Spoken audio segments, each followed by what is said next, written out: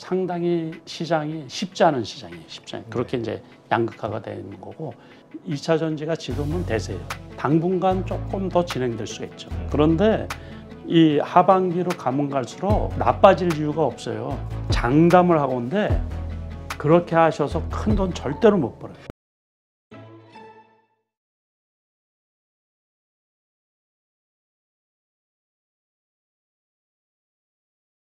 네, 오늘 모신 분은 정말 많은 분들이 좋아하시죠? 남석관 회장님 모셨습니다. 안녕하세요. 네, 안녕하세요. 반갑습니다. 네, 저희 뭐 댓글상으로도 이럴 때 우리 회장님의 그 뛰어난 촉, 감각을 좀 들어야 되는데 이런 댓글들이 막 달리더라고요. 고맙죠. 꽤 됐죠. 지금 제가 나왔다. 그러게 한 2달 만에 오신 것 같아요. 그런 것 같은데요. 지난달 여행 좀 다녀오고 개인적으로 뭐 준비하는 것도 있고 그래. 요새 또 우리 사칭하는 그 리딩방들 때문에 고민이 많으시다고요? 이제 이 독자나 이런 분들 중에서 선의의 피해자들이 발생을 하다 보니까 제가 누차 강조하지만 유료 강좌 안 하고 유료 리딩방 뭐 아무튼 그런 거 일치 안 하니까는 저를 사칭하는 사람들한테 속지 않도록 그래 주셨으면 좋겠습니다. 네. 하여튼 우리 보시는 가족분들 절대 속으시는 일이 없기 바랍니다. 요새 갈수록 점점 사기 치는 사람들이 늘어나가지고 조심해야 될 것 같아요. 근데 시장이 안 좋을 때도 그렇지만은 시장이 좋을 때 이렇게 극성인 것 같아요. 요즘 시장. 근데 지수는 올라가고 미국 시장도 그렇고 뭔가 계속 뭐 골디락스 얘기가 나오는데 한편으로는 또 요즘 퍼펙트 스톰 얘기가 나올 정도로 뭔가 좀 시장이 불안불안하거든요. 그렇죠. 그러니까 뚜렷하게 이제 보통 시장이 이렇거든요. 보통 시장이 이러는데 과거에 또 올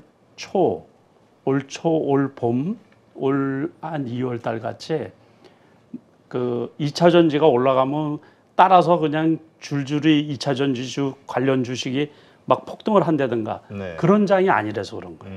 그러니까 지수는 안 밀리잖아요, 지금. 그렇죠. 그래서 지수는 제가 봐도 요번에 이 코스피 기준으로 해서 2650까지 왔다가 2550포인트까지 떨어졌죠. 한 100포인트 정도.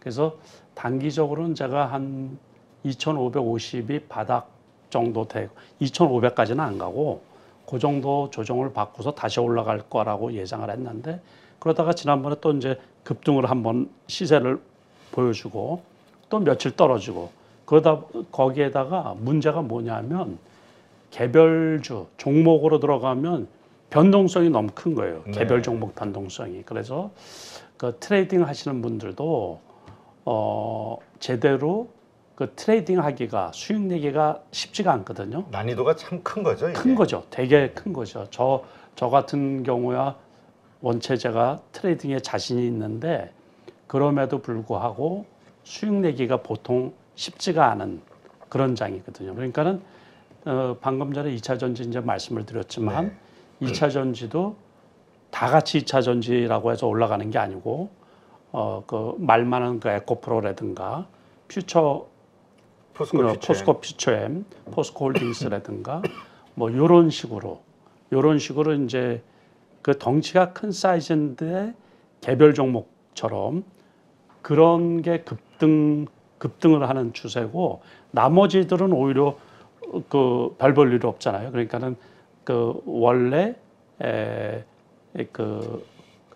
2차 전지 3대장이라고 하는 삼성 SDI라든가 LG화학, LG엔솔 같은 경우는 정고점에서 한참 멀거든요. 그러니까는 삼성 SDI 같은 경우만 해도 지금 70만 원이 안 되니까 80만 원까지 80만 원이 고점인데 그러니까 다른 것들 에코프로 같은 거는 뭐 심지어 올 초에 비해서 9배 이런 식으로 9배, 10배 올랐다고. 9배, 10배 이렇게 상승을 했는데 삼성 SDI 같은 경우는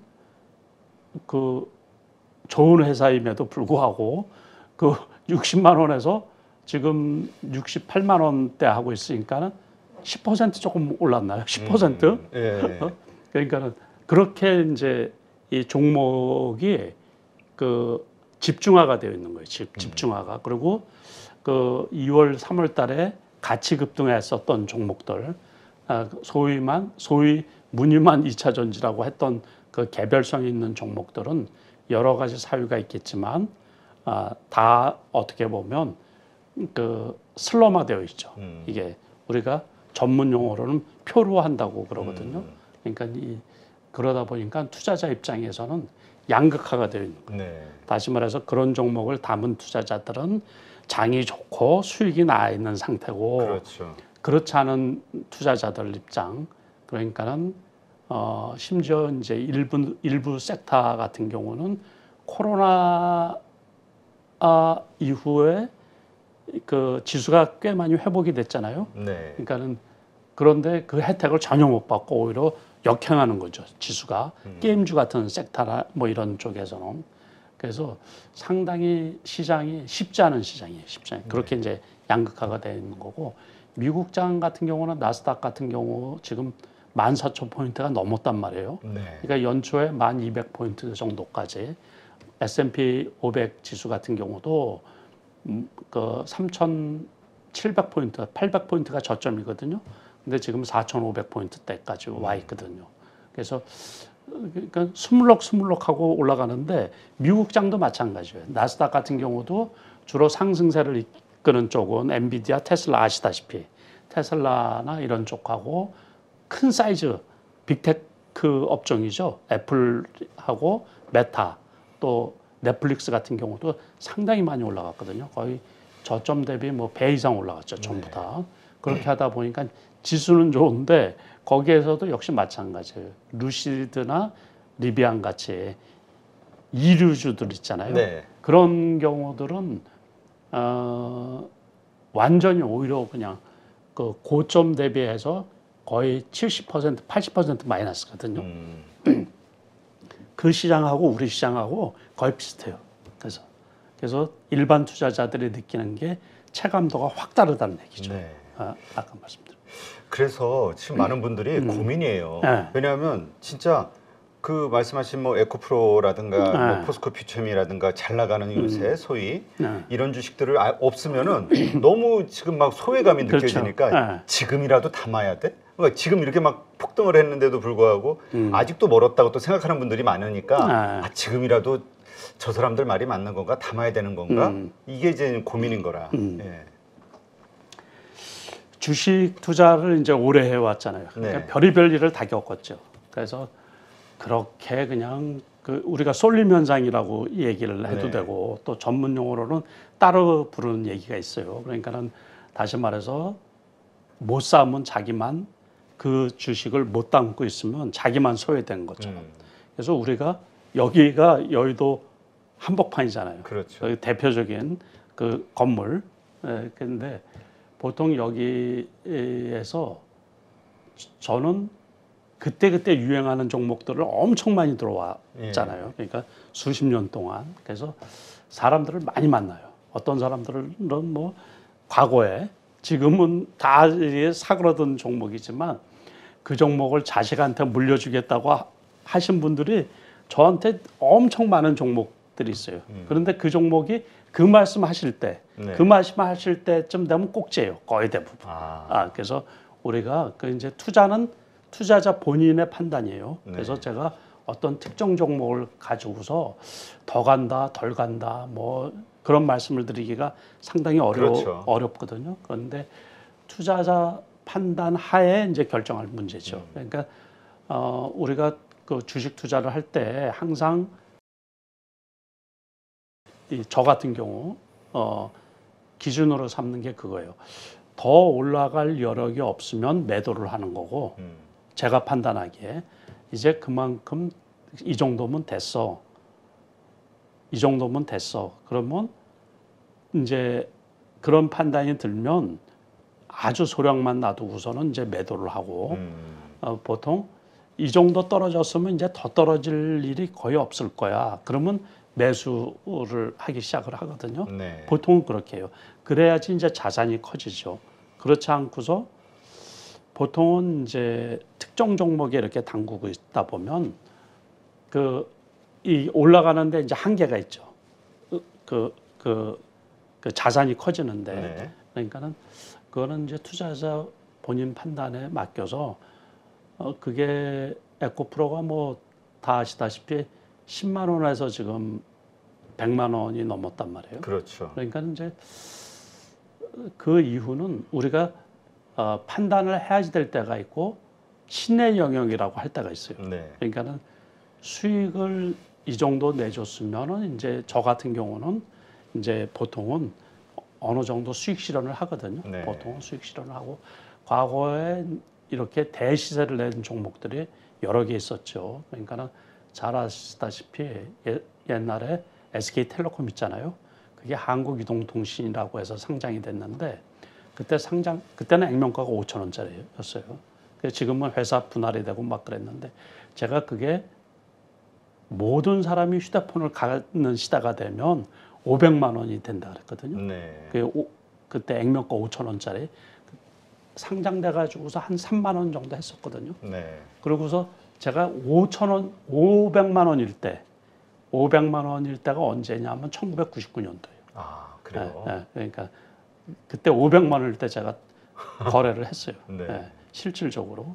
그 다음에는 이제 액면 분할이 돼가지고 500원짜리로 되고 작년인가 재작년에 그 기업 분할이 돼가지고 회사가 여러 개로 나눠주면서 이제 두 개로 나눠주면서 지금은 그 몇만 원 안 하죠. 그렇게 됐는데 그런 사례가 뭐 여러 개가 있죠. 그러니까는 2차 전지가 지금은 대세예요. 네. 그리고 차후 당분간 조금 더 진행될 수가 있죠. 그게 당분간 조금 더 진행된다는 게 아직은 차가 2차 그 전기차가 대중화되어 있지는 않잖아요. 그렇죠. 그러니까는 대중화되려고 그러면 그래도 몇 년 정도 더 걸리겠죠. 네. 그래서 이제 그렇다고 또 완전 대중화될 때까지 기다리면 안 되고 그때 되면 또 이제 포화 상태가 될 거 아니에요. 그러니까 그렇죠. 그래서 적당한 시기에 이제 투자자분들이 판단을 해서 진입을 하고 또 이렇게 이제 빠져나오고 그거를 이제 가름을 해야지 되죠. 그래서 이제 많은 분들이 이제 그 우리 회장님처럼 생각하시는 그런 분들도 있단 말이죠. 그런 분들이 그래서 그럼 지금 뭘 사야 되나? 왜냐하면 말씀하신 대로 관심을 못 받는 종목들은 그냥 계속 관심을 못 받고 그렇죠. 있으니까 지금 분위기 봐서는 2차 전지라든가 요새 또 뭐 반도체 소부장 이쪽도 뭐 잘 나가니까 잘 나가죠. 투 섹터만 잘 나가고 나머지는 힘이 없으니까 그렇죠. 뭘 해야 되나? 그러니까 되는 쪽을 해야죠. 되는 그렇죠. 쪽을. 그러니까 이렇게 가는 때는 주도주에 일단은 올라 있어야 되죠. 그렇죠. 섹터에. 되는 쪽을 해야지 되고 그래서 이제 초기에 진입할 때 잘해야지 되는 거거든요. 그래서 타이밍이 늦었다 그러면 굳이 거기에 또 목숨 걸 일은 아니에요. 이게 주식을 우리가 저는 전업 투자자잖아요. 그렇죠. 그리고 지금도 저는 트레이딩을 제가 잘하는 편이거든요. 잘하는데 그렇다고 해서 우리가 단기 매매하는 사람도 맨날 할 필요가 없는 거예요. 장이 나쁠 때는 안 하는 거고 어떤 종목에 우리가 이제 목매는 경우가 있죠. 네. 그러니까 과거에 예를 들면은 신라젠 올라갈 때 불과 몇 년 전이지만은 거기에 사람들 다 목을 맸었어요. 그런데 지금 신라젠 얼마인 줄 아세요? 처참하죠. 5천 원 정도 하거든요. 5천 원. 근데 그 15만 원까지 갔던 게 장중에 15만 원까지 갔어요. 그 사이에 뭐 유상증자 이래가지고 지금 지표로 보면 조금 달랐는데 그 타이밍이 늦잖아요. 네. 진입한 타이밍이 늦으면 안 보면 스트레스를 안 받죠. 그냥 자꾸 기웃기웃 얼마나 기웃거리지 하지 말고. 그래서 미련을 오래 갖고 있으면 중간치 올라갔을 때 그러니까 타는 게 중요한 거지.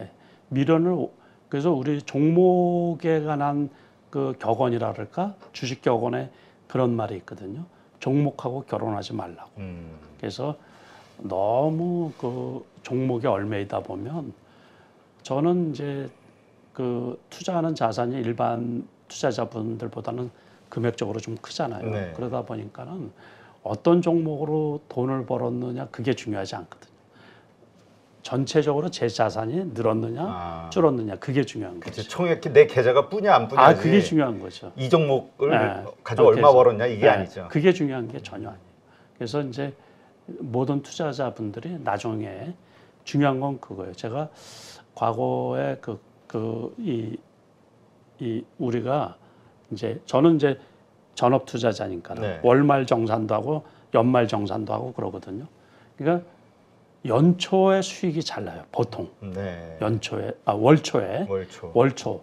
그리고 월 하루 갈수록 조심해야 돼요. 돈이 까먹어 버리는 경우가 되게 많아요. 손실이 나는 경우가. 그래서 그러면 꽝이잖아요. 그렇죠. 그러니까 전업 투자자 입장에서는 월말 정산을 해야 되는데 월말에 마이너스가 난다든가 관리를 잘못한다든가 그러면 한 달 헛수고 한 거거든요. 그렇죠. 근데 그게 이제 넓게 보면 1년이 헛수고가 되는 게 연초 중반까지 돈을 잘 벌었다가 연말에 까먹어 버리면은 1년 헛수고가 돼 버리는 거거든요. 그래서 제가 과거에 그 코로나 전에 대면 강의를 많이 할 때 그럴 때는 연말에 꼭 강의할 때 그 물어보거든요. 투자자분들한테 올해 성적이 좋냐고. 그래서 그게 되풀이가 되는 거예요. 그래서 어떤 주식이든지 계좌에 돈이 뿌는 게 중요한 거예요. 네. 돈이 불어나는 게 어떤 투자자분든지. 그래서 어떤 종목에 그래서 제가 아까 말씀드린 것처럼 다시 앞으로 돌아가서 이 종목에서 내가 수익이 날 거냐라고 생각해서 수익을 낼 수 있을 가격이라고 하면 에코프로가 많이 올라갔더라도 투자를 하면 되는 거고 여기에서 나는 더 이상 수익을 낼 수 없을 것 같다고 생각을 하면 투자를 안 하는 거고 보유 종목을 매도하는 거죠. 그러니까 그거는 투자자가 판단을 해야 돼요. 그렇다면 그 외에 내가 지금 이미 에코프로 들어가기에 진입하기는 이미 늦었어라고 생각하는 분들 입장에서 그러나 보니까 아까도 어쨌든 이쪽 섹터는 올라타야 되니까 그렇다면 이 2차 전지 배터리와 관련해서 덜 오르고 앞으로도 오를 수 있을 것처럼 보이는 그 분야가 어디가 있을 것이냐. 많은 분들이 이 세트 업체들 여기를 좀 보거든요. 삼성 SDI나 뭐 말한 대로 별로 안 올랐잖아요. 그렇죠. 근데 또 한편으로는 안 오르는 거는 또 계속 안 오를 수 있어. 이런 생각들도 있어가지고. 과거에도 그런 경우가 있었어요. 그러니까는 어떤 같은 섹터인데 이쪽이 열심히 올라다 보니까는 늦게 이 기업의 가치가 부각이 되는 거예요. 다시 말해서 그러면 왜 같은 이쪽은 완성업체고 이쪽은 주로 양극재 판매업체고 양극재 판매업체라는 것은 완성업체에 납품을 하게 마련이겠죠. 그렇죠. 지금은 어떤 특정한 기술이나 뭐 이런 것 때문에 그렇게 이제 고순도의 그 양극재를 생산해내는 업체가 없어서 이제 이걸 쓸 수가 있을지는 모르지만 나중에 그 납품받는 업체에서 이제 만약에 납품하는 그 제품을 여러 기업에서 생산해 낸다 그러면 조금 더 비용적으로 절감할 수 있는 부분을 이렇게 갖다 쓸 수도 있겠죠. 네. 그러니까 우리가 그런 것도 생각을 해야 되기 때문에 그것도 괜찮지 않나. 그러니까 이제 주식이 단순해요. 보면 삼성 SDI 같은 경우 지난번에도 저점이 66만 원대였었거든요. 네. 지금 68만 원이에요. 그러다 보면 67, 8만 원에서는 이제 안 떨어진다. 그러면 이제 거기가 바닥이라고 생각을 하면 되지 않을까.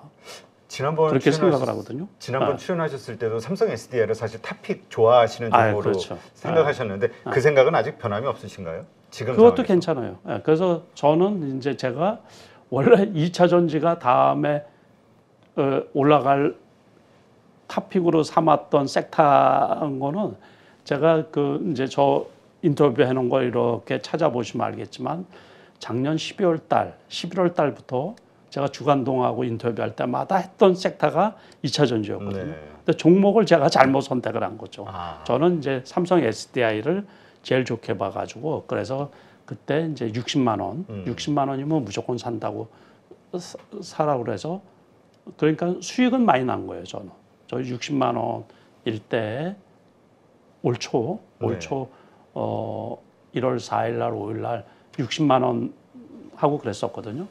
그 삼성 SDI가 그때 그 조금 많이 산 거예요. 많이 사가지고 75만 원 선에서 팔고 그래가지고 그래서 수익은 많이 났어요. 그러니까 개별적으로 수익은 많이 났는데 이제 뭐 에코프로나 이런 거에 비하면 잽이 안 되죠. 잽이 안 되죠. 그러니까 포스코 퓨처엠 같은 경우도 5월 중순께만 해도 그 30만 원 했었거든요. 네. 그때 제가 차트상으로 괜찮다고 해가지고 포스코 케미칼하고 포스코 퓨처엠하고 포스코 홀딩스하고 네. 그게 거기 5월 16일 날 요때 보니까는 30만 원, 31만 원 하고 있었거든요. 그때 그거는 이제 제가 좋게 봤어요. 그러니까 기술적인 것도 이렇게 같이 봐야지 되죠. 그래서 그렇게 보고 지금은 조금 그래서 이제 2차 전지를 혹시 투자를 한다고 하더라도 저는 그렇게 봐요. 이제 기술적인 거를 같이 보고서 요 정도 가격대에서는 괜찮겠다 싶으면 그때 이제 매수하고 그러니까 많이 올라간 주식들도 그 제가 지난번에 말씀드린 것처럼 작년에 22년 만에 제가 손실을 봤단 말이에요. 그렇죠. 그때 손실 본 이유 중에 하나가 대형주를 너무 믿었던 거예요. 그래서 저도 올해는 대형주를 외국인처럼 투자를 해요. 아, 외국인처럼 한다는 건 어떤 의미죠? 아니 그 보고서 높으면 팔고 그냥 낮으면 사고. 예, 그러니까 트레이딩 개념을 물론 이제 홀딩해서 오래 갖고 가는 경우도 있는데 외국인들이나 기관은 오늘 팔았다가 내일 사고 그러거든요. 사이즈가 크다 보니까. 그러니까 그래서 이제 너무 이 장기 투자를 선호해도 안 되고 시장 상황에 맞춰 가지고. 그래서 그 지금 시대 2차 전지 중에서 그래도 안 꺾였으면 그냥 사는 거고 새로 시작하는 종목들도 있잖아요. 네. 그러니까 에코프로 H 같은 종목이라든가 또 이제 이렇게 보니까는 다른 거에 비해서 LNF 같은 경우가 공매도로 인해 가지고서 이번에 이제 코스닥 시장으로 옮긴다는 소리들을 하고 그러다 보니까 이제 조금 움직였단 말이에요. 그렇게 해서 바닥에서 이제 제가 기술적으로 그런 것도 트레이딩하고 그러거든요. 네. 원래는 트레이딩할 종목이 아닌데 사이즈가 크다 보니까 그러니까 이제 저는 해요. 네. 그래서 뭐 하루에 1000주, 2000주씩 사고 팔고 하고. 알겠습니다. 그러니까 어쨌건 이런 식으로 시장을 보시고 또 직접 그렇게 매매하신다는 거, 네, 요거를 이해하면 되겠네요. 그런데 지금 이제 2차 전지 말고도 반도체 쪽도 사실 실적은 안 좋지만 그 기대감, AI 반도체 이 열풍으로 인해서 기대감들 때문에 좀 계속 오르고 있는 주식들이 많거든요. 그렇죠. 이쪽은 어떻게 보시는지 궁금해요. 그거 좋죠. 그러니까는 엔비디아가 엄청 많이 올랐죠. 제가 갖고 있는 엔비디아도 지금 한 140% 수익이 그 정도 나 있거든요. 네. 그리고 이 미국의 반도체를 단순하게 나누면 두 종류예요. 엔비디아하고 마이크론 테크놀로지하고. 네. 마이크론 테크놀로지는 그냥 일반 칩 위주. 네. 요번에 이제 중국에서 직접적으로 그 종목을 거론하고서 규제에 들어가 가지고 그 마이크론 테크놀로지가 주가가 안 올라가요. 그러니까 네. 그 규제하기 전에 72불, 73불 했었거든요. 근데 지금 63불, 한 10불 정도 떨어졌으니까 우리나라 가격으로 따지면은 그 10불이면 한 3,000원? 그렇죠. 이 정도 떨어진 셈이죠.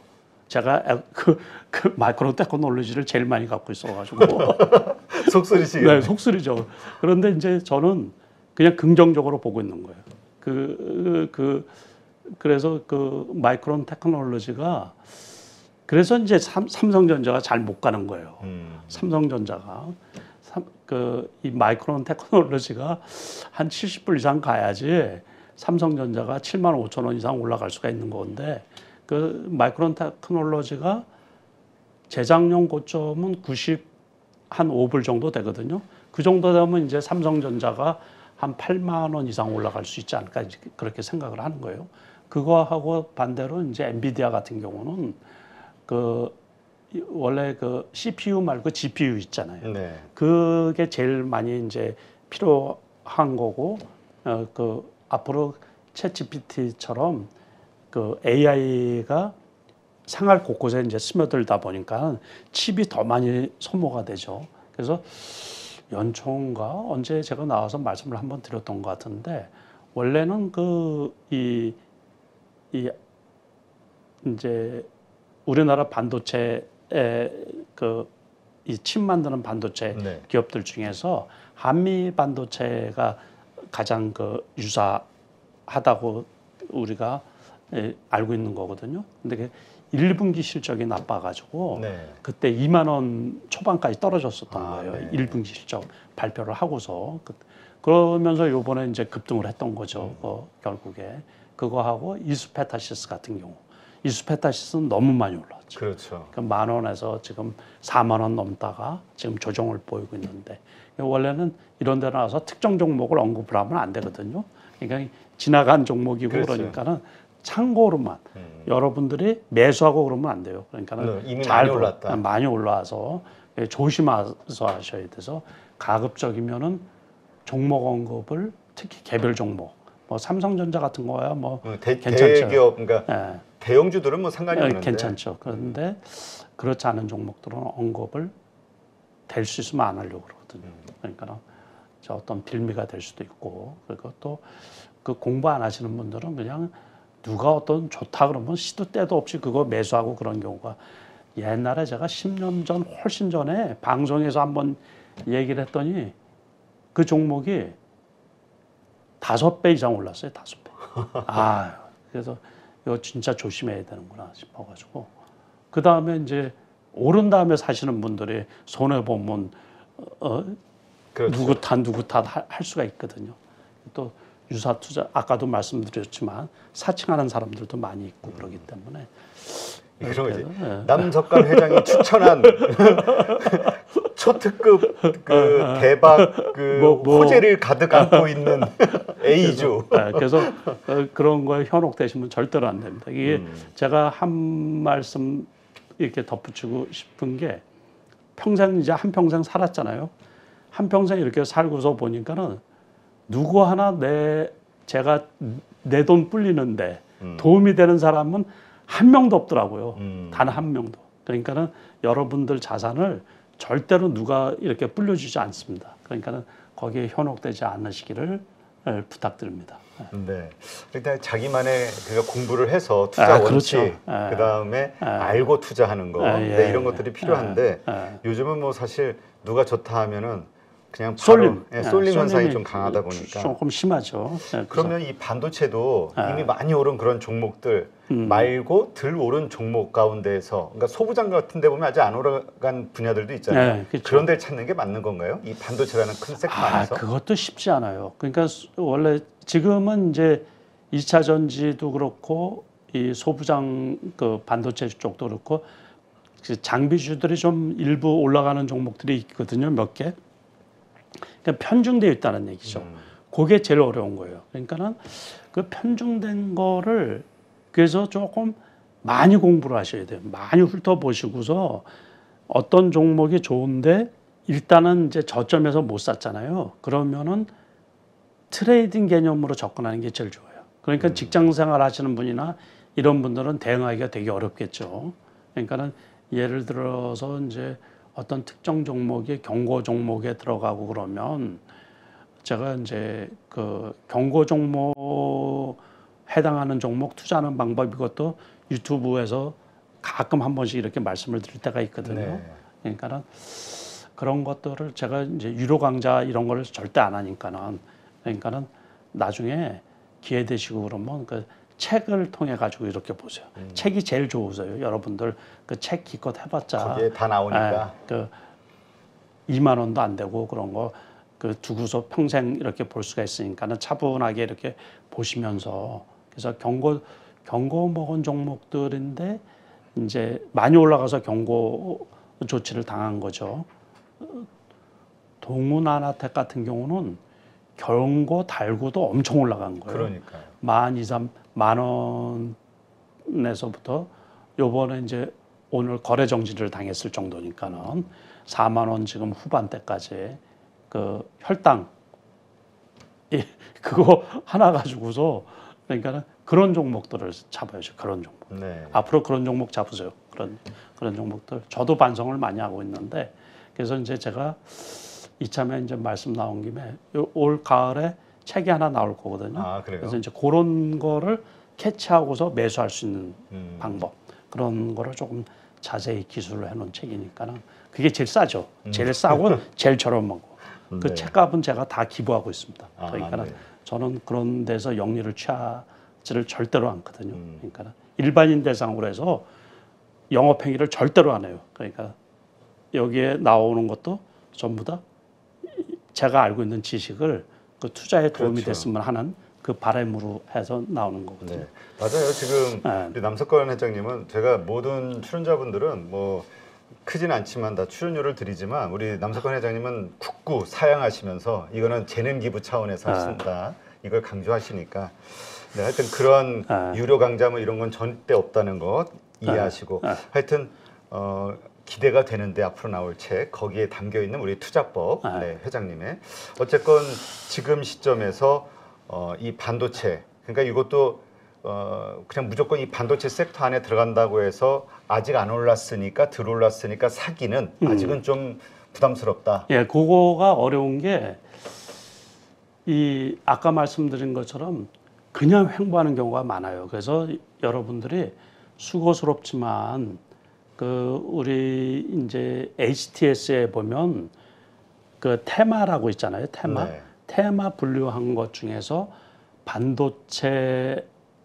또는 이제 우리 인터넷상에 이렇게 검색을 해보면 엔비디아 관련 뭐 이런 식으로 또 요번에 이제 테슬라 뭐 엔비디아 관련 해가지고 이렇게 하면 몇 개 종목이 이렇게 뜨잖아요. 네. 그러면서 거래량이 좀 수반이 되면서 그 뭐라 그럴까 입지라는 종목들이 있거든요. 네. 거기에서 찾아내는 수가 제일 좋겠죠.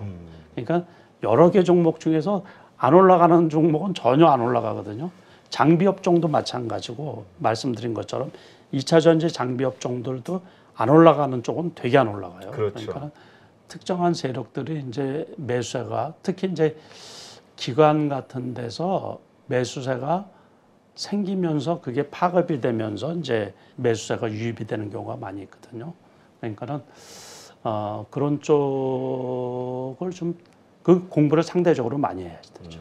네, 지금 그런데 그 일단 이 소부장들 같은 경우 좀 뭐 특정 개별 종목들의 슈팅이 엄청 나오고 있는 상황이긴 한데 삼성전자나 하이닉스도 사실 많이 오르긴 했잖아요. 적자가 뭐 엄청나고 하이닉스 같은 경우는 몇 조 적자 예상이 되고 그렇죠. 삼성전자도 실적은 안 좋은데 그렇죠. 그래서 이거 이미 다 오를 만큼 오른 거 아니야라는 시각도 있고 이제 본격적으로 하반기 기대감으로 지금 사야 되라는 의견들도 있거든요.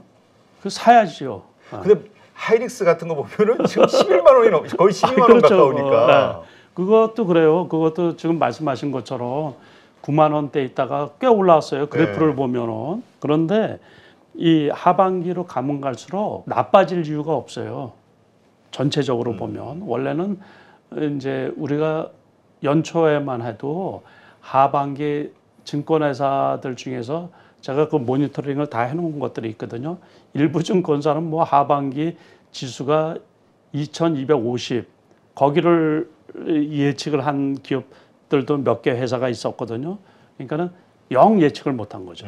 미국에서도 마찬가지예요. 미국에서도 올해 S&P 500 지수가 3,200포인트까지 떨어진다고 그랬는데 다 엉터리죠, 다. 그렇죠. 그러니까 그 정도로 예측이 순 어긋난 거고 하반기로 갈수록 그 경기 회복이 지체될 수는 있어요.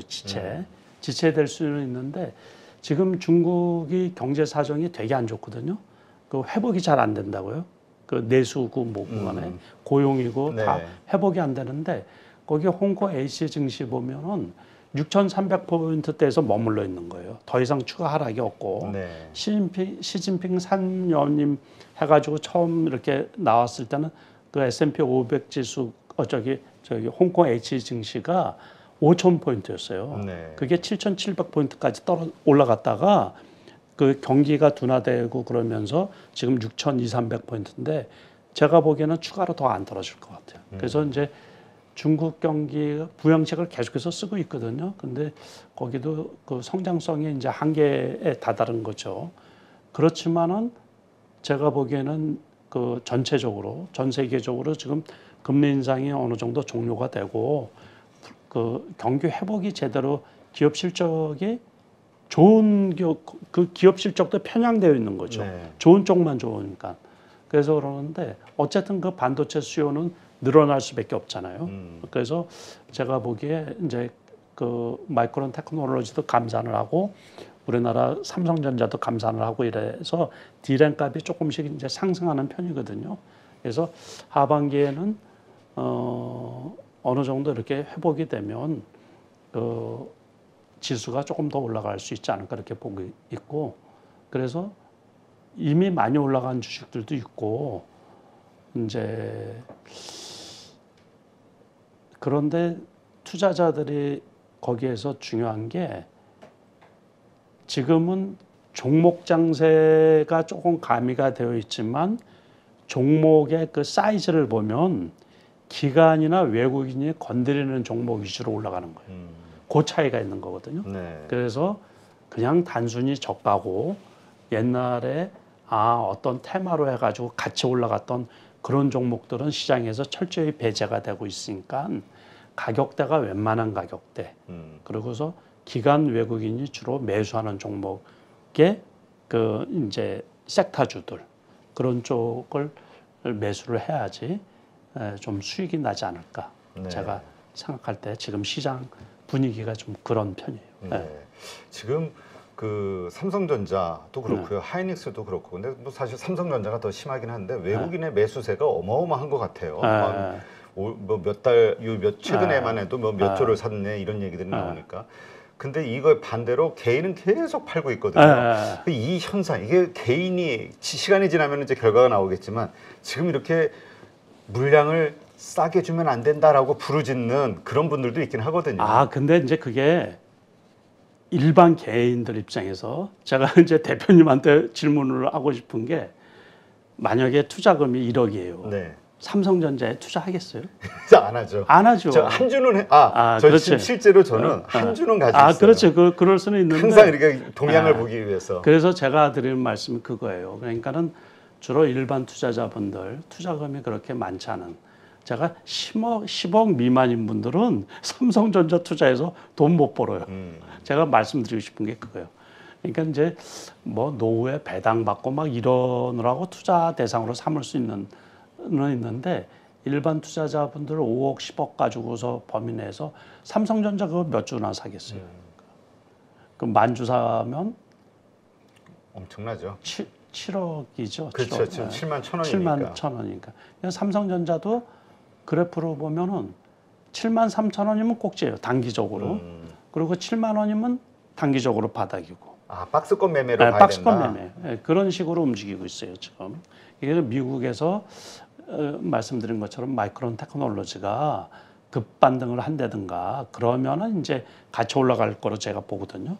그런데 그 전에는 그 안에서 이제 이게 박스권 매매고, 요거는 이제 조금 다르지만 기아차 같은 경우도 기아차 같은 경우 실적이 좋잖아요. 그러면 이제 9만 원 근처까지 가요. 8만 9천 원, 8만 요 정도 갔다가 또 이제 그 실적 발표가 안 될 때 그때는 8만 원까지 떨어지는 거예요. 그래서 지금은 실적 발표가 또 2분기 실적 발표가 끝났잖아요. 그러니까 제가 보기에는 8만 원 초반까지 떨어지지 않을까 이렇게 이제 보는 거예요. 그런 식으로 종목이 그러니까는 크게 벗어나지는 않고 실적이 나쁘지도 않은데 지수 자체가 정체되어 있는 거예요. 아까 말씀드린 것처럼 2,550에서 2,650 요 정도까지 이제 벗어나고 거기에서 박스권이고, 우리나라는 어쨌든 삼성전자 비중이 높으니까는 2차 전지들이 급등을 하면서 코스닥은 정고점을 벗어났단 말이에요. 그러니까 이번에 코스닥이 엊그제 이제 급등을 하면서 900포인트가 넘었는데, 이 코스피 지수는 거기에서 당분간은 박스권이 더 이제 지리하게 이어지지 않을까. 어쩌면 여름 내내 이어지지 않을까 이런 생각을 하고 있어요. 그렇군요. 그게 이제 앞으로 대형주의 흐름일 수도 있는 거예요. 근데 SK 하이닉스 같은 경우는 좀 독특한 것 같아요. 이미 바닥에서 30, 40% 올라온 상태고 그렇죠. 거의 40% 이상 올라온 것 같고, 그 다음에 요즘 봐도 조정이 아주 그냥 가격이 견고하게 버티는 모습인 것 같아요. 그렇죠. 그러니까 그 의외로 실적은 이제 별로 안 좋았는데 그 엔비디아에서 칩을 사용을 한다든가 HBM3 뭐 그래서 여러 군데에서 이렇게 그 기술력을 인정받다 보니까는 그래서 이제 삼성전자보다 주가가 그 삼성전자에 비해서 이렇게 조금 가볍게 움직인 편이죠, 요번에. 네, 알겠습니다. 그래서 지금 우리 개인 투자자들 지금 반도체 섹터를 본다고 하면 조금 편안하게 간다고 하면 지금 어쨌든 삼성전자 뭐 이렇게 할 수 있지만 대신 돈은 그렇게 못 보니 그래서 대안으로 선택하는 게 SK 하이닉스 괜찮나 하는 거 하나하고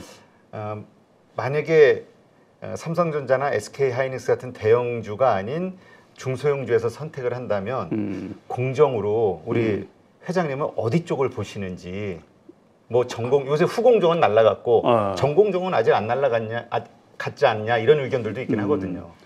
그거 살펴봐야죠. 그거는 저도 잘 모르겠어요. 그쪽은 잘 모르겠는데 아무튼 이제 제가 선호하는 그 주식들 있잖아요. 네. 그러면 이제 그것들이 저는 조정 받았을 때 사거든요. 그것들이 쉴 때. 그러니까는 아까 한미 반도체 뭐 그 말씀드렸잖아요. 그러면 네. 거기에 미래 반도체도 있고 그 반도체들이 몇 개 있거든요. 네, 비슷한 종류. 근데 주로 대장을 사요. 대장. 주성 엔지니어링도 있고 뭐 이렇게 있는데 그래서 주로 대장을 사는데 대장을 살 때 누르고 있을 때 기술적으로 그래서 누르고 있다라는 게 뭐냐면 이제 그 보초로 세우고 있는 주식이 더 이상 안 밀리는 가격대가 있거든요. 아, 하락하다가. 네. 그러면 그 하락하고 요즘 같은 경우 미국 선물이 그 마이너스로 나오면서 아침 같은 경우 주가가 매물이 나오면서 그냥 출렁거릴 때가 있거든요. 그래도 더 이상 가격이 안 밀리는 가격이 있을 때가 있어요. 그래서 여러 종목을 많이 보지 마시고 흔히 알고 있는 종목들 주성 엔지니어링 같은 경우도 흔히 알고 있는 종목 중에 하나일 거 아니에요. 1세대 반도체 장비. 그렇죠. 1세대 반도체 거기 회장님이 그 중소기업 협회인가 거기 회장도 하시고 그래서 그 유명하신 분인데 그 회사 되게 좋은 회사예요. 옛날에는 뭐 몇천 원 안 했죠. 근데 지금은 2만 원이 넘는 거로 알고 있는데. 그러니까 제가 그거 올 초부터 얘기했던 것 같거든요. 네. 그래서 제가 이제 여러 군데 강의하면서 제가 그 뭐 대학원이나 이런 데서 이제 주식 강의할 때 AMP 과정이나 이런 데서 강의할 때 주로 언급을 많이 했던 종목이거든요. 그 주성 엔지니어링 이런 몇 개 종목을 이렇게 좀 보시고 생소한 종목 말고 그거는 이제 어떻게 보면 전문가 영역일 수도 있고 그러니까 일반인들의 하기가 좀 어려우니까 귀에 익숙한 회사 그리고 실적도 좋고 그런 회사들 기본적으로 실적이 좋은 회사. 예, 그렇죠. 몇 개 회사만 이렇게 선정을 해서 이렇게 보시고서 많이 오를 때 추격 매수하지 마시고 이게 이제 떨어질 때 외부적인 요인에 의해서 어제 같은 경우도 한미 반도체가 급락을 하다 보니까 42,000원 밑에까지 떨어졌었거든요. 오늘은 46,500원까지 올라갔었죠.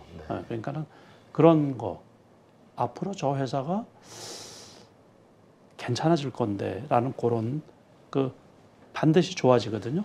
그러니까 나빠질 일은 없고 그러니까 그런 거가 그런 외부적인 거로 인해서 급락할 때 이렇게 좀 어느 정도 사두시면 크게 손해 볼 일은 없고 수익을 내줄 거로 보고 있거든요. 그러니까 그 어떤 선정한 반도체 관련 어떤 분야를 선택했으면 그 분야의 대장주, 대장주 실적이 좋고 반드시 실적이 수반이 돼야 되거든요. 그리고 눌렸을 때 오를 때 따라붙는 것보다 그렇죠. 그러니까는 주식의 기본이에요. 그게 다 좋다 할 때는 떠날 준비를 하는 거고 다 나쁘다고 할 때 물론 작년 같은 경우 바닥 밑에 지하가 있어가지고 애를 먹었지만은 작년에도 결국에 바닥 밑에 지하가 있었지만은 섹터가 올해 상승하는 섹터는 작년에 그게 바닥이었던 거예요. 결국에 그죠? 그러니까 우리가 지나고 나서 보니까는 안 되는 섹터는 피하고 그래서 네. 투자자분들이 제일 관심을 기울여야 되는 게 다음에 어느 섹터인가 그거에 집중을 해야 되는 거거든요. 다음 우리가 섹터. 그렇죠. 우리가 코로나가 끝나면서 제가 재작년 12월 달인가 그때도 말씀을 드렸던 거거든요. 다른 어떤 채널이든가 제가 그 질문을 받는데 게임주 어떠냐고 그래가지고 네. 코로나 이후에 게임주가 괜찮을까? 그러니까 그 오픈된 시장에서 그렇죠. 세상에서 그러니까 그때 이제 셧다운된 상태에서는 앉아서 할 게 없으니까 인터넷 그 게임주가 괜찮았는데 코로나 이후에 포스트 코로나에 그게 먹힐까 이제 그 제가 질문을 드린 적이 있거든요. 네. 그러니까는 다음에 섹터가 어떤 섹터가 될 건가? 결국에 이제 그쪽에서 이렇게 우리가 바닥권이라고 다 곡소리가 날 때 매수하는 게 최고 싼 거예요. 그러니까 다시 한번 말씀드리지만은 저도 아쉬운 게 한미 반도체가 2만 원일 때 못 산 그 거. 실적이 나빠가지고 그 보조로는 세워놨거든요. 네. 아 이게 실적이 나쁘니까 그때 과감하게 많이 못 산 게 되게 속이 상하더라고요. 지나고 나서 보니까.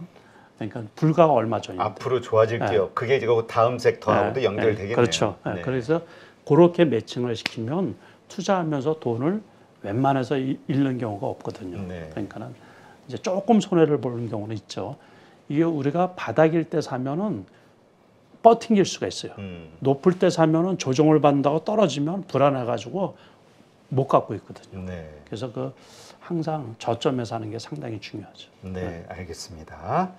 그 다음 섹터에 대한 준비를 미리 해야 된다. 모두가 좋다고 할 때는 떠날 준비를 하고 이 말씀하셨는데 그러면 지금 혹시 우리 회장님은 다음 섹터로 지금 이렇게 좀 관심을 갖고 째려보는 데가 결국에는 있으신지? 그쪽이에요. 칩 관련. 역시 반도체? 칩 관련주인데 이제 칩이라는 건 AI 반도체 쪽. 그쪽이 더 좋죠. 그래서 지금 AI 관련주들이 챗GPT 나오면서 급등을 했다가 많이 떨어졌잖아요. 네. 그래서 그런데 이제 그 중에서 일부 되살아나는 부분이 많이 있고 지난달 같은 경우는 의료 관련 AI 관련 기업들이 상당히 주가가 많이 올라갔죠. 그래서 그 AI 관련 쪽, 칩 관련 쪽 그쪽을 조금 좀 관심 있게 보는 편이에요.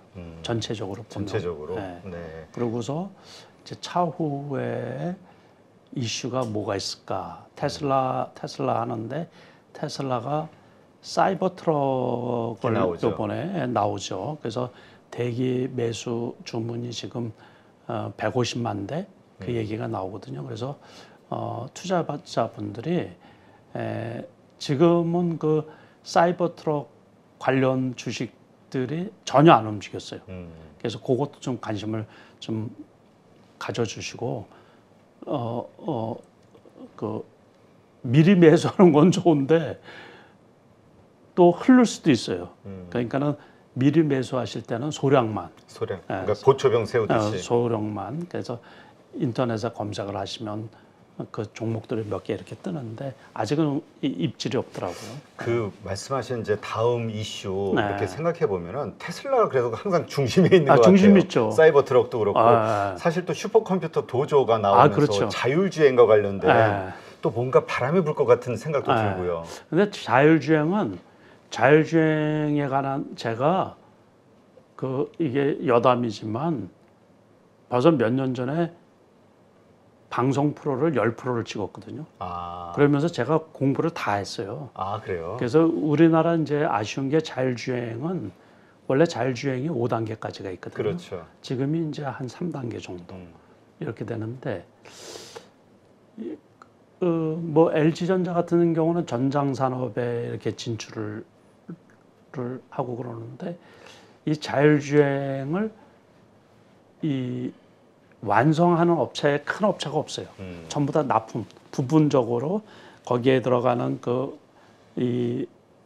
이제 카메라 앵글, 카메라 눈이라든가 뭐 그런 거를 제작하는 회사. 그러니까는 그 자율주행이라는 큰 틀에서 아주 부속이죠, 부품. 네. 그러다 보니까는 주목할 만한 그 기업이 어떻게 보면 참 투자하기가 어렵다라는 그 한계가 있어요. 한계.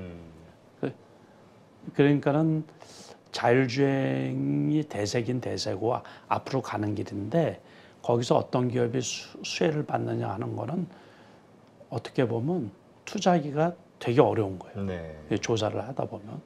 그러니까는 그때 이제 유행인 거. 그 당시는 그럴 때는 이제 단기 대응으로만 저 같은 경우는 충분히 대응이 가능한데 일반 투자자분들이 찾기는 좀 어렵죠. 네. 그 테슬라가 거기에 하나 이제 덧붙이고 싶은 말씀은 그렇게 어떤 이슈의 중심이 되는 거는 시대가 그런 시대가 됐잖아요. 네. 그 시대의 리딩인 회사예요.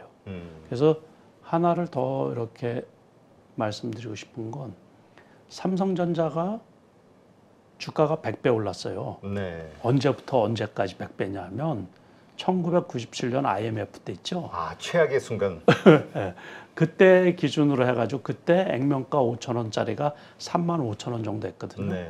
그러고서 지금 이제 71,000원, 2,000원 하니까 여기에 50을 곱하면 350만 원 되는 거 아니에요? 그렇죠. 그러니까 100배 올랐어요. 네, 몇 년 그러네요. 만에 100배 올랐어요? 26, 7년 만에. 아, 그렇죠. 거의 30년 가까이. 30년 만에. 한 세기 만에, 한 세대 만에 100배 올라간 거예요. 근데 테슬라는 100배 올라가는데 몇 년 걸린 줄 아세요? 몇 년 안 걸린 걸로 제가 19년, 20년 그 무렵 아니었나요? 19년에서 21년까지 2년 만에 100배가 올랐어요. 주가가. 어마어마하네요. 네. 그때 16불 했었거든요. 16불 네. 주당. 2019년 1월 달에. 저기 재벌집 막내 아들.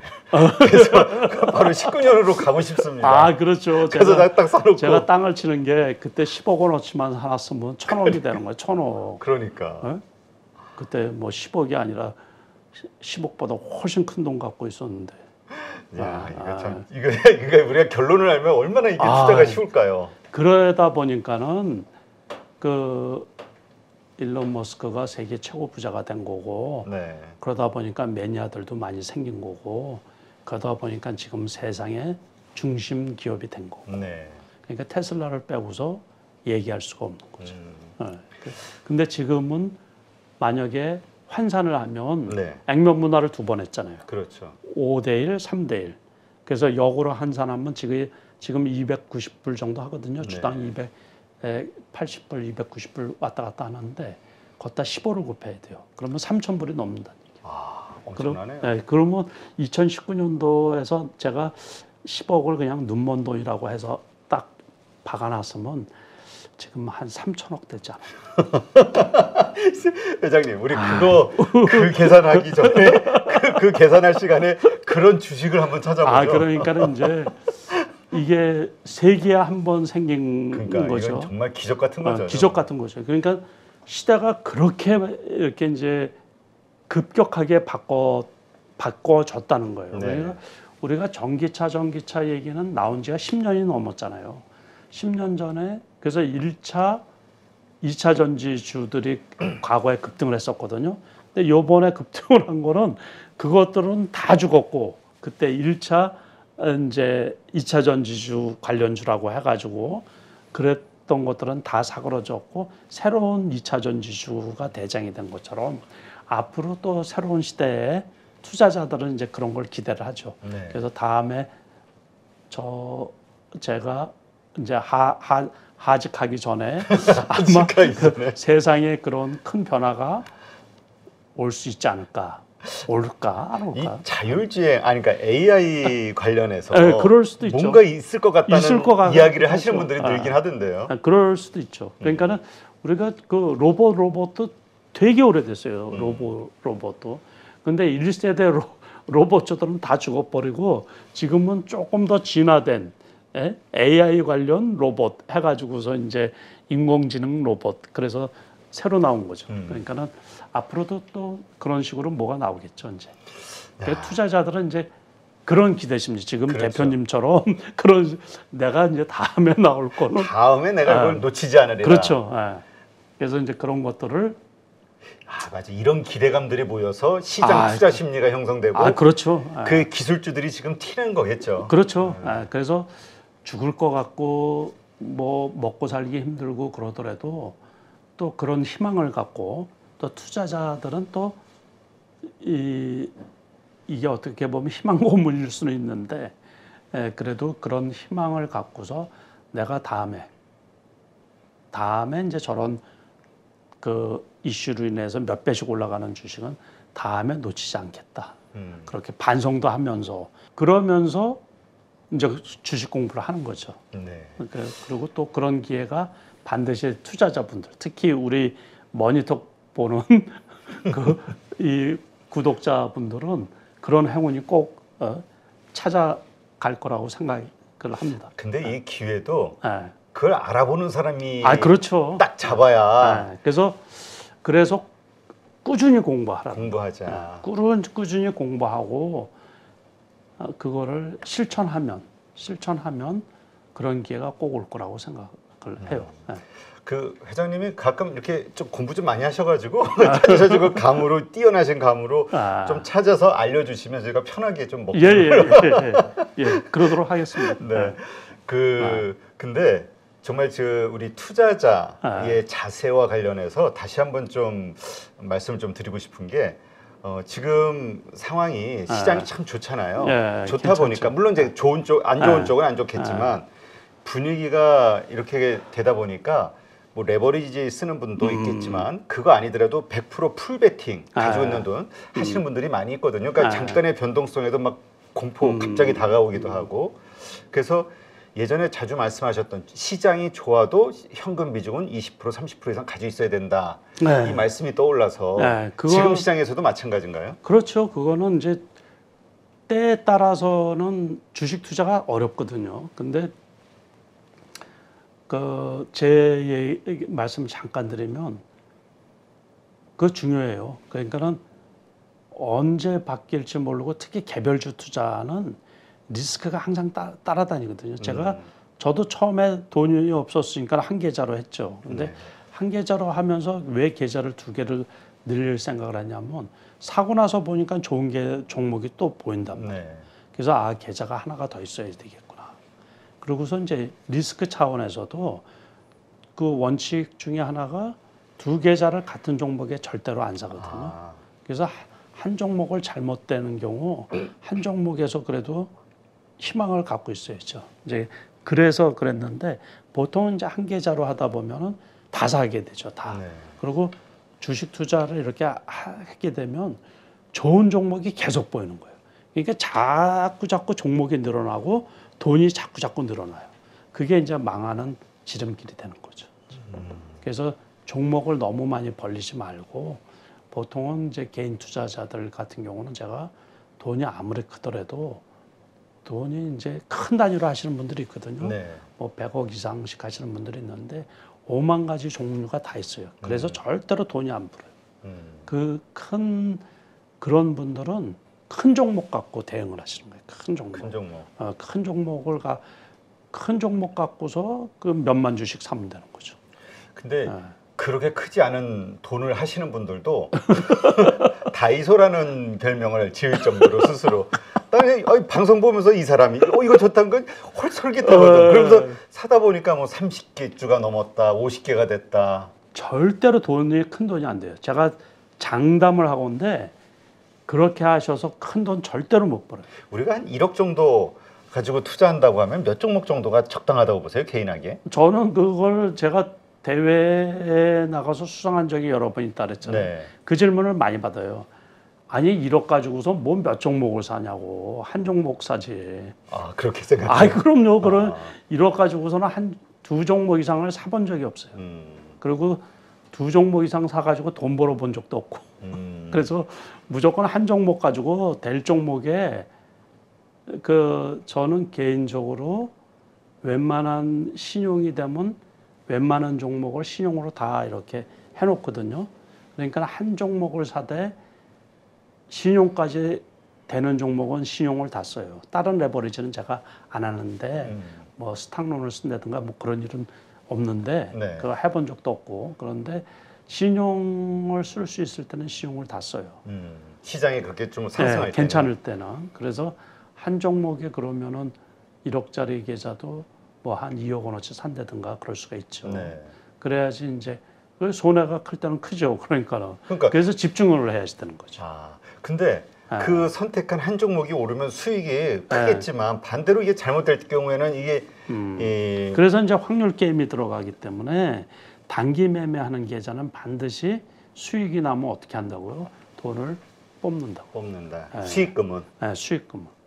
그래서 항상 고금액이 1억 1,000만 원이 됐다. 그럼 1,000만 원 빼고 항상 1억 원만 놔두게. 1억 원만 유지시키도록. 그리고 한 종목, 많아야 두 종목, 요걸로에 집중해야 된다. 그러니까 사실 그러려면 또 되게 신중해질 수밖에 없을 것 같아요. 그럼요. 그래서 신중하고 이제 아까도 방금 전에도 말씀드렸지만 여러 종목이 되면 이 종목이 올라가면 이 종목이 떨어지면 그게 안 들어와요. 그러니까 돈이 항상 거기에서 그냥 왔다 갔다 하죠. 그래서는 돈이 크게 될 수가 절대로 없어요. 그래서 무조건 소액으로 하시는 분들, 지금은 뭐 소액의 사이즈라는 게 1억도 소액이라고 할 수 있으면 소액이고 1,000만 원이 작은 돈이라고 할 수 있으면 작은 돈인데, 그래서 제가 1,000만 원부터 시작을 했잖아요. 네. 그러니까 과거에 30몇 년 전에는 직장 생활할 때 우리 그때는 월급이 작았으니까 월급이 그 당시는 대학 졸업하면 30만 원이었거든요. 거의 대부분. 네. 그래서 30만 원 석 달 모아서 100만 원 가지고 주식 투자를 처음 했거든요. 사람 취급도 안 해요. 그 당시에. 그 100만 원 가지고서 그 계좌 어떻게 트는 줄 모르니까 계좌 어떻게 터요? 그랬더니 귀찮다는 듯이. 그 당시는 그 객장에서도 담배 피우고 그랬거든요. 직원. 쳐다도 안 봐요. 젊은 놈이 주식하겠다고 와서 이거 어떻게 하는 거였더니 저쪽 가서 그 창구 가서 물어보라는 거죠.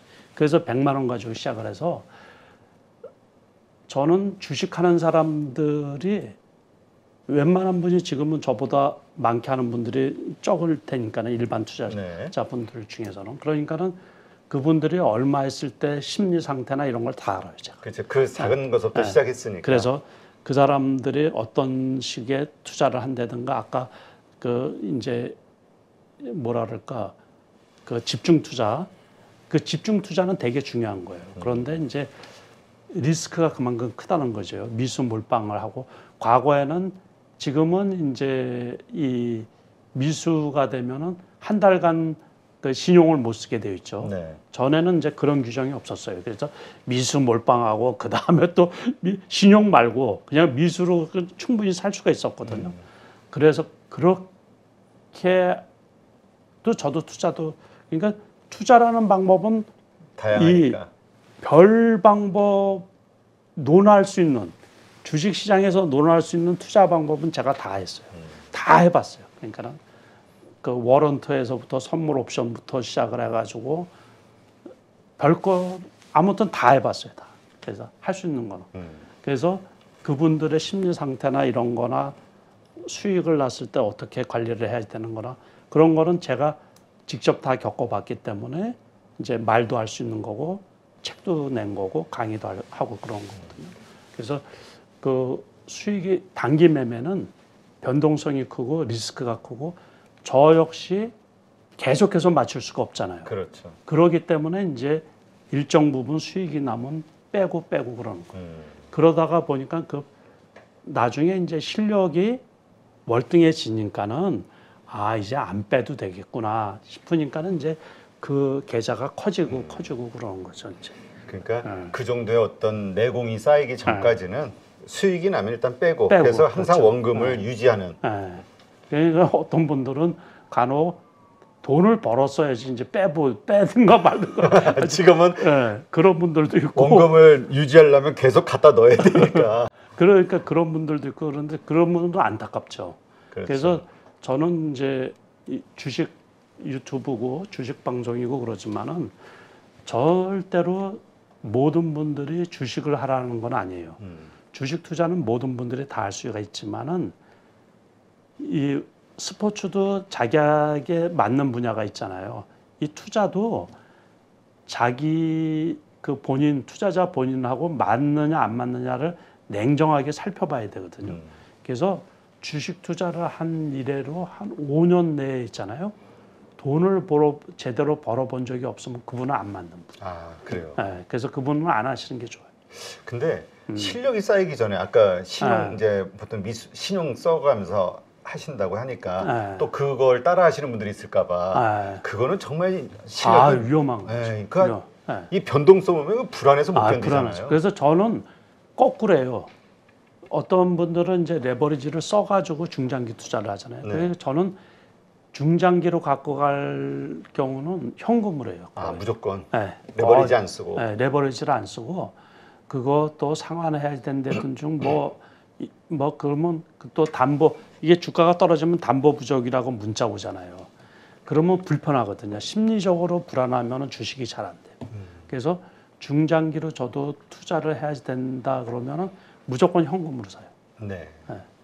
지금 그러면 지금 같은 시장에서도 우리 개인 투자자들이 현금 비중을 한 지금 얼마 정도로 들고 가면서 투자를 하는 게 좀 그 성향에 따라서 틀리죠. 실력이 좋으신 분들은 이제 조금 써도 되는 그 현금 신용을 그 현금을 다 쓰고 그래도 되는데 그렇지 않은 분들은 어느 정도 현금이 항상 있어야죠.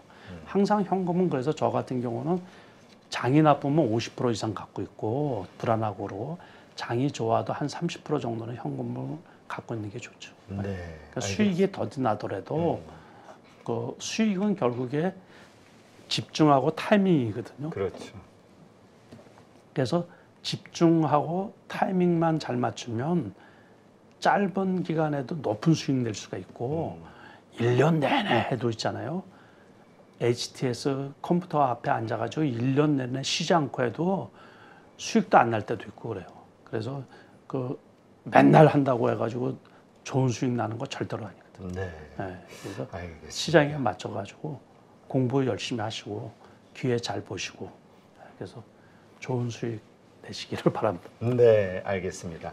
아마 제가 그렇죠. 저희 아침 라이브 방송에서 그런 얘기를 여러 차례 말씀드렸거든요. 우리 남석관 회장님은 시장이 좋을 때도 한 20-30% 이상의 현금은 가져가신다.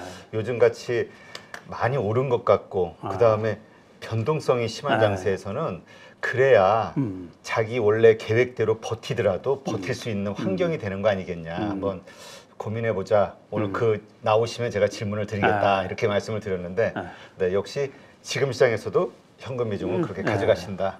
네, 이해하겠습니다. 네, 오늘도 이렇게 좋은 인사이트 함께해 주신 우리 남석관 회장님 다시 한번 감사드립니다. 고맙습니다.